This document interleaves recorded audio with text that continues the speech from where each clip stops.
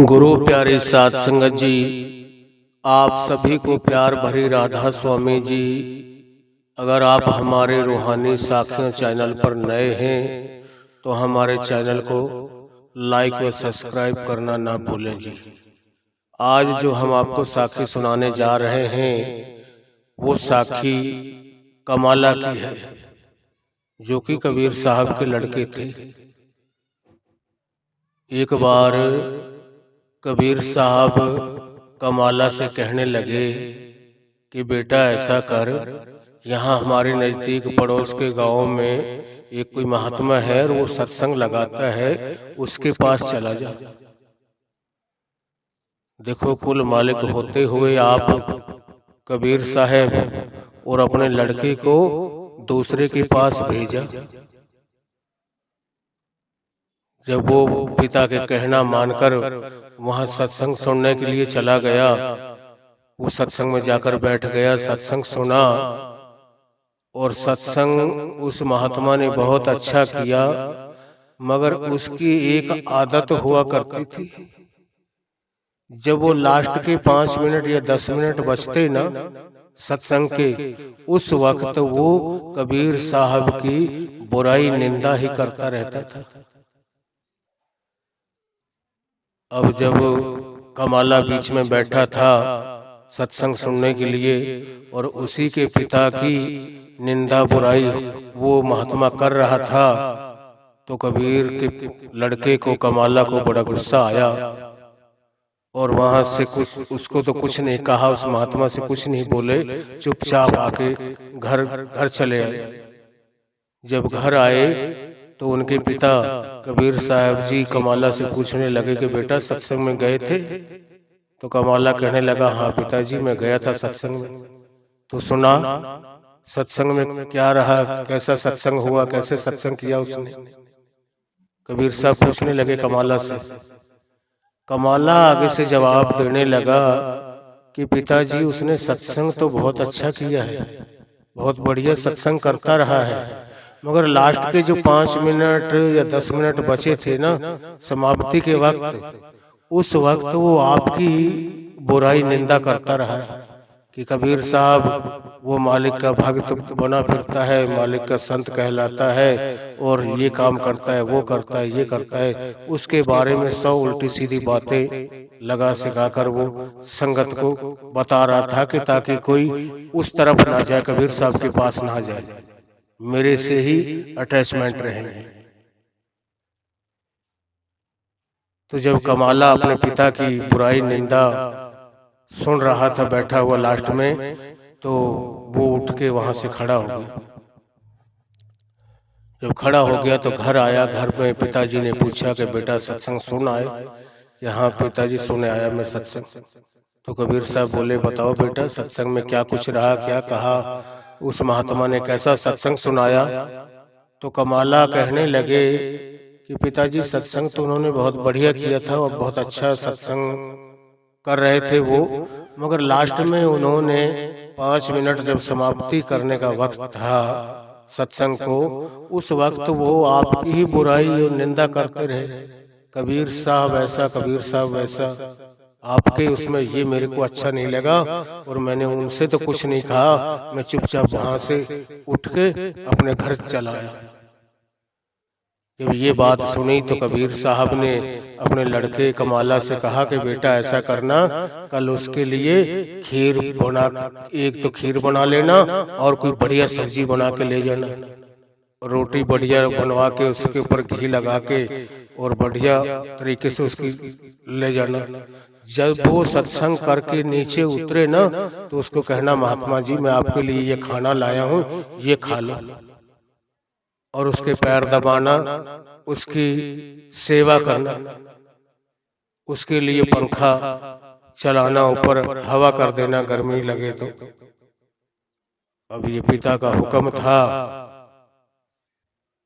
कमाला फिर दूसरे दिन अपने घर से उसको खाना बनवाया, खीर बनवाई और साथ में और भी कोई सामान लिया जो अच्छा बनवा के, साथ में कुछ सब्जी बनवाई, लस्सी को लेके गया और गया। जब वहां बैठ गया सत्संग सुना उसकी ये आदत बनी हुई थी कि वो लास्ट के वक्त कबीर साहब की जरूर बुराई निंदा करता था, दो चार लफ्ज उसके बारे में जरूर बोलता था वो महात्मा। तो कबीर साहब ने अपने लड़के से कमाला से कहा कि बेटा उसको बताना मत कि मैं किसका लड़का हूँ, और वो मेरे बारे में कुछ भी कहता रहे, उसको अच्छे अच्छे खाने बनवा के लेके जा। जब पहले दिन गया, सत्संग सुना, सत्संग समाप्ति हुआ, उसके बाद में वो महात्मा स्टेज से नीचे उतरे तो वो कमाला उनके पास गया कि महात्मा जी, मैं आपके लिए खाना बनवा के लाया हूँ अपने घर से, और यह हमारा आप खाना खा लो, मैं बड़े प्रेम प्यार से बनवा के लाया हूँ। घर वालों को बोलकर कहने लगे, हाँ बेटा जरूर खाएंगे, आपका खाना क्यों नहीं खाएंगे। अब वो जब महात्मा खाने लग गया, उसने ऊपर उसके हवा करना चालू कर दिया पंखे से। हाथ के पंखे हुआ करते थे, उस वक्त कोई लाइट नहीं हुआ करती थी। जब वो हवा से मना करी उसने, तो उसके हाथ पैर दबाना शुरू कर दिया उसने। जब उसने खाना खा लिया, उसने अपने बर्तनों को इकट्ठा किया और अपने बर्तनों को लेकर वहां से गुरु को प्रणाम करके और अपने घर की तरफ चल दिया। घर आया तो पिताजी ने पूछा कि हाँ बेटा कैसा रहा। कहने लगा, हाँ गुरुजी बहुत बढ़िया। उसकी आदत जरूर है कि लास्ट के वक्त वो 5 मिनट आपकी बुराई जरूर करता, सत्संग में आपका नाम जरूर लेता है। कहने लगा कबीर साहब कि बेटा कल उसके लिए हलवा बनवा के ले जाना और मालपुए बनवा के ले जाना, बढ़िया से बढ़िया खाना दे उसको। अब वो कबीर साहब का जो लड़का था कमाला, उसने वो दूसरे दिन उसके लिए हलवा और मालपुए बनवाए और वो लेके गया, जाके सत्संग में बैठ गया। सत्संग शुरू होने वाला था, पूरा सत्संग सुना। सत्संग के बाद में वो महात्मा कबीर साहब की बुराई निंदा करता था, वो बुराई भी वो सुनता रहा। हालांकि औलाद को चाहे वो उसका माँ बाप कैसा भी हो, उसका बड़ा दुख होता, अपने माँ बाप की बुराई निंदा कोई नहीं सुनता, चाहे किसी के माँ बाप कैसे ही हो। और वो कबीर साहब तो कुल मालिक थे, उनकी तो क्या कहना था, सारी दुनिया उनकी सराहना, उनकी महिमा गाती थी कि बहुत अच्छे कबीर साहब तो कुल मालिक है। अब जब दूसरे दिन उसने सत्संग सुना, सत्संग सुनकर वो महात्मा नीचे स्टेज से उतरे तो वो कमाला फिर उस महात्मा के पास गया कि महात्मा जी मैं आज फिर आपके लिए खाना बनवा के लाया हूँ। मेरे माँ बाप कहने लगे कि बेटा आज फिर ले जा। महात्मा बड़ा खुश हुआ और कहने लगा, हाँ बेटा खाऊंगा, आपका खाना क्यों नहीं खाएंगे, जब आप इतने प्रेम प्यार से बनवा के लाए हो तो मैं जरूर आपका खाना खाऊंगा। अब वो हलवा बना हुआ था और मालपुए थे, वो उसने खाना उसका खाया। वो कमाला ऊपर उसके हवा करता रहा, जब हवा से हटा तो उसके हाथ पैर दबाने लगा। उसके कहने का भाव, बहुत सेवा किया करता था। जब उन्होंने खाना खा लिया, उसने अपने बर्तन को लिया और गुरु जी को, उस महात्मा को प्रणाम करके और अपने घर की तरफ चल दिया। जब तीसरे दिन जाना था उसको, दूसरे दिन सुबह चला गया सत्संग सुन के, महात्मा को खाना खिला के। दूसरे दिन गया, पिताजी ने पूछा कबीर साहब ने कि हाँ बेटा सत्संग सुना, कैसा रहा सत्संग। कहने लगा, हाँ पिताजी सत्संग तो बहुत अच्छा था, मगर उसकी ये आदत से पता नहीं लाचार है क्या है, या लास्ट के वक्त में आपकी निंदा बुराई जरूर करता है। कहने लगा कबीर साहब कमाला से कि बेटा कोई बात नहीं करने दे, मेरा फायदा ही कर रहा है, मेरा कोई नुकसान नहीं कर रहा। तो ऐसा कर, सुबह को उसके लिए और कोई बढ़िया चीज और बनवा के लेके जा अपने घर से, कोई चूरमा बनवा, कोई और कोई चीज बढ़िया उसके खाने के लिए बनवा के ले जा और उसको खुश कर। तो पिता का कहना मानकर उस कमाला ने अपने घर से कोई चूरमा बनवाया, घी में अच्छा बनवाकर और उसके लिए लेके गया और उसने सत्संग किया।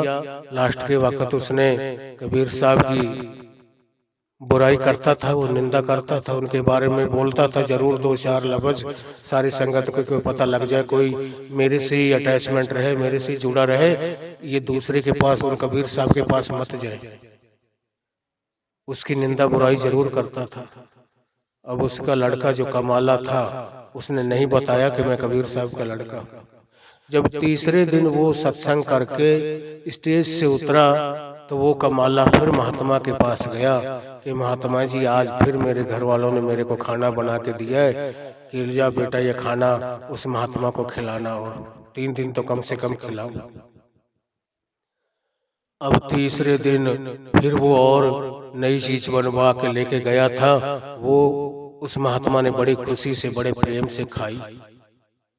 और जब वो ऊपर हवा कर रहा था, वो खाना खा रहा था, उसके मन में एक विचार आया कि भाई कितना नेक बच्चा है, कितना समझदार बच्चा है, इतनी संगत आती है, इतना प्रेम प्यार कोई नहीं मेरे से करता, और जिसकी औलाद के अंदर इतने गुण, इतनी अच्छाइयां हैं,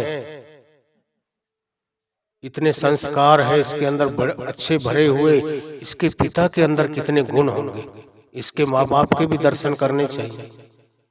तो उस दिन तीसरे दिन उसने पूछा कि बेटा आप कहाँ से आते हो,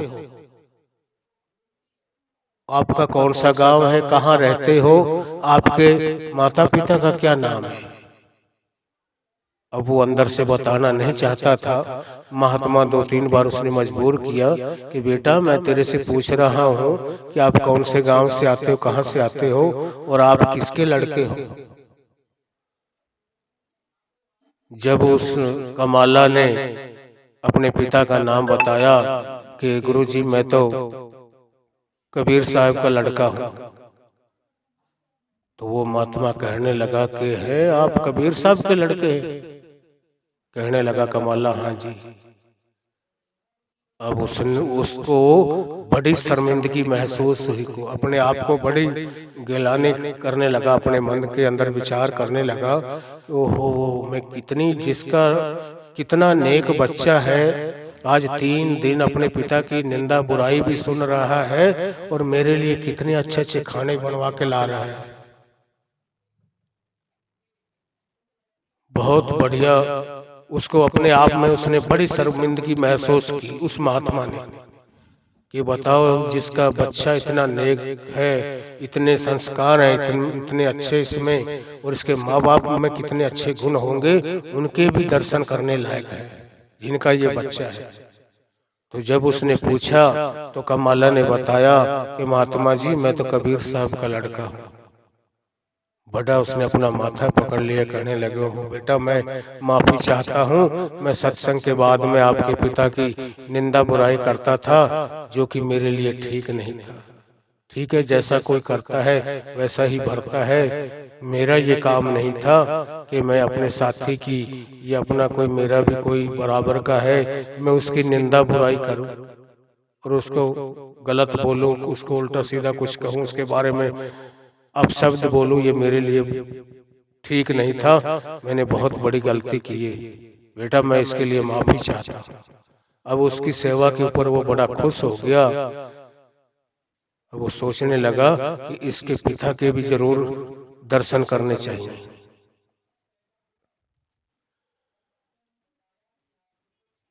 जब उसने उसी दिन सोच लिया कि आज मैं इस बच्चे के पीछे पीछे जाऊंगा और जिस घर में ये जाएगा उसी में मैं जाऊंगा, इसके पिता के दर्शन जरूर करूंगा और उनसे जाके खुद माफी मांग लूंगा कि कबीर साहब, महात्मा जी, मैंने आपके इतने दिनों से सत्संग में बैठता था, सत्संग करता था, जब भी प्रवचन देता था सत्संग में लास्ट में आपकी 5-10 मिनट आपकी निंदा बुराई जरूर करता था और मैं इसके लिए माफी चाहता हूँ। अब उसको लड़के को पता नहीं था, वो पीछे पीछे उसकी निगाह बचाकर वो आ रहा था कि ये बच्चा कहाँ जाता है, किस घर में जाके अंदर जाता है, उसी घर में मैं जाऊंगा। वो कमाला आगे आगे जा रहा था, 2-4 किला आगे चल रहा था। वो जब जिस घर में गया उस घर में वो महात्मा भी पीछे चला गया। जब महात्मा चला गया तो वो 1 मिनट बाहर उनके दरवाजे पर खड़ा होकर महात्मा सुनने लग गया कि अंदर ये बाप बेटे हैं दोनों, ये लड़का और उसके पिता है कबीर साहब, ये दोनों बाप बेटा क्या बातें करते हैं। अब वो महात्मा अब उसके दरवाजे पे चौखट पे आकर दरवाजे की साइड में होकर कि मैं दिखाई ना दूं, वो चुपचाप से खड़े हो गए और उनकी बातें सुन रहे थे। तो उस वक्त उसने पूछा कबीर साहब ने कमाला से कि बेटा कुछ बताया तो नहीं। कहने लगा वो कमाला कि पिताजी वो आज मेरे को 2-3 बार उन्होंने मजबूर किया कि बेटा तू ये बता किसका बेटा है, तेरे माँ बाप का क्या नाम है और तू कहाँ से आता है, तेरे इतने अच्छे संस्कार हैं, इतना नेक बच्चा, इतने गुण है तेरे अंदर, बहुत होनहार बच्चा है तू, तेरे माँ बाप के अंदर भी जब तेरे अंदर इतने गुण अच्छे भाव है तो तेरे माँ बाप के अंदर कितने अच्छे संस्कार होंगे। तो कबीर साहब कहने लगे कि आज तेने जब उसको खाना खिलाया जाकर, फिर उसने सत्संग किया, उसके बाद में क्या बोला। तो कमाला कहने लगे कि पिताजी आज जब मैंने जाते ही उसको पहले खाना खिलाया, बाद में उसने सत्संग किया, और सत्संग करने पहले तो वो बुराई करता था। हर बार लास्ट के जो 5 मिनट 10 मिनट बचते थे उनमें आपकी बुराई निंदा ही करता रहता था। जब उसको पता चल गया कि ये उसका लड़का ये मेरे पास मेरा सत्संग सुनने के लिए आता है और मेरे लिए इतना अच्छा खाना बनवा के लाता है, मेरे हाथ पैर दबाता है, मेरे लिए पंखा चलाता है, हवा करता है मेरे ऊपर, मेरे कपड़ों को भी बोलता है कि महात्मा जी आप अपने धोने वाले कपड़े मेरे को दे दो, मैं धो के ले आऊंगा, बढ़िया साफ करके ले आऊंगा। कितना होनहार बच्चा है ये। तो कबीर साहब कहने लगे आज के सत्संग में उसने फिर कोई मेरा नाम लिया, कोई निंदा बुराई मेरी की या नहीं की। तो कमाला कहने लगा पिताजी आज के सत्संग में जब उसको पता चल गया कि ये कबीर का लड़का है, आज आपका कोई नाम नहीं लिया, आज आपके कोई निंदा बुराई नहीं की। तो कबीर साहब कहने लगे अच्छा ऐसा करना, कल उसके लिए कोई खाने के लिए कुछ मत ले जाना, कोई सेवा मत करना उसकी किसी तरीके की। तो कमाला पिता से पूछने लगा कि पिताजी क्या बात है। कहने लगा आज तक तो वो मेरा काम कर रहा था, इसलिए मैं उसके लिए अच्छे अच्छे खाने बनवा कर उसकी सेवा करवा रहा था। आज से उसको पता चला है, आज से उसने मेरी निंदा बुराई करनी छोड़ दी है, आज से मैंने उसका खाना पीना उसकी सेवा करवाना सब कुछ बंद कर दिया है। कहने लगा बेटा आप उसके लिए कुछ मत ले जाना, उसकी कोई सेवा मत करना, जी आज अब मेरा नाम नहीं लिया या मेरी कोई निंदा बुराई नहीं की थी। जब ये बात उस महात्मा ने अपने कानों से सुन ली, उस वक्त वो अंदर आ गया, घर के अंदर जहाँ वो दोनों बाप बेटे बतला रहे थे, दोनों बातें कर रहे थे, वो महात्मा भी आ गया। महात्मा ने आकर कबीर साहब को प्रणाम किया, वो बेटा भी था, वो बेटा कमाले ने भी महात्मा को प्रणाम किया। क्या हो महात्मा जी बैठो। जब बैठ गए तो वो महात्मा कहने लगा जी पहले मैं आपकी इतनी निंदा बुराई करता था, मैंने आज सारी बातें आप दोनों बाप बेटे जो बतला रहे थे, बातें कर रहे थे, मैंने अपने कानों से सब कुछ सुन लिया है। आपने आज मना कर दिया है कि आज से उसने जब उसको पता चल गया है कि ये कमाला का लड़का है जो मेरे पास सत्संग सुनने के लिए आता है, आज से वो लड़का बता रहा था कि पिताजी आज आपका कोई नाम नहीं लिया, आपकी आज कोई निंदा बुराई नहीं की, तो आज से आपने कह दिया कि अब के बाद में आज अगर मेरी उसने निंदा बुराई नहीं की ना, तो अब के बाद में उसके लिए कोई खाना नहीं अच्छा बनवा के ले जाना, कोई उसकी सेवा नहीं करनी। जब तक हमारी उस काम कर रहा था, हम उसको अच्छे अच्छे खाने खिला रहे थे, सब कुछ कर रहे थे, और आज से उसने हमारा काम करना बंद कर दिया, हम उसके लिए अब क्या दें। नौकरी तो उसी को कोई देता है ना जो जिसकी मजदूरी करता है, कि वो पहले मेरा काम कर रहा था और मेरी कोई मजदूरी भी नहीं ले रहा था मेरे से, और मेरे कर्मों को धो रहा था। निंदा से कितने हमारा फायदा होता है। हमें तो बहुत गुस्सा आ जाता है, हमारी कोई निंदा बुराई कर दे, हमें बड़ा दुख लगता है। मगर संतों के विचार सुने, संतों की कितनी बड़ी, कितनी ऊंची सोच होती है। तो जब उस महात्मा ने माफी मांगी कबीर साहब से, कहने लगे कि गुरुजी आप बहुत ऊंची कमाई वाले महात्मा हैं, मेरे से गलती हुई कि पूर्ण संत का ये फर्ज नहीं होता, पूरे गुरु की ये पहचान होती है, वो अपने मुख से किसी की बुराई नहीं करता, किसी की निंदा नहीं करता। इसी तरीके संत पलटू साहब की बताते हैं कि संत पलटू साहब के साथ कुछ भी घटना घट गई, उसके घर में आज तक उसको कोई मलाल नहीं हुआ। उसका एक पड़ोसी था जो रात दिन उसकी निंदा बुराई करता था, और जिस दिन उसकी मौत हुई तो संत पलटू दास उसके चारपाई के पास जाकर उसके घर गए, उसकी चारपाई के पास जाकर बैठ के रोना शुरू कर दिया, रोने लग गए। तो गांव वालों ने, समाज इकट्ठा हो रहा था, पूरे लोग इकट्ठे हो रखे थे, उन्होंने पूछा कि पलटू साहब ये तो आपकी इतनी निंदा बुराई करता था रात दिन, हद से ज्यादा, और इसके लिए आपको इतना आज दुख आ रहा है कि आप चुप करने होने को तैयार नहीं हो। तो संत पलटू साहब ने रोते रोते हुए ने कहा कि भाई अगर कोई दुनिया में कोई सबसे प्यारा जीव है ना, मेरा ये है। मेरे कर्मों का इतना भार था, मैं अपनी नाम की कमाई से या सेवा से किसी तरीके से मैं उतार नहीं सकता था। अगर ये मेरा इतनी मेरी निंदा बुराई ना करता तो आज जो मैं मालिक से मिल गया हूँ, उसी का रूप बन गया हूँ, मैं कभी नहीं बन पाता।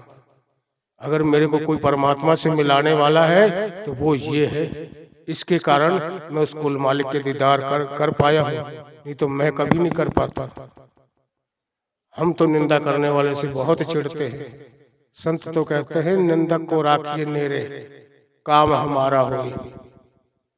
बिना पैसे का चाकर होता है हमारा, बिना नौकरी नहीं लेता, हमसे कुछ मांगता नहीं, और अपने अच्छे कर्मों का फल हमें देता है, हमारे बुरे कर्मों का फल उसके खाते में चला जाता है।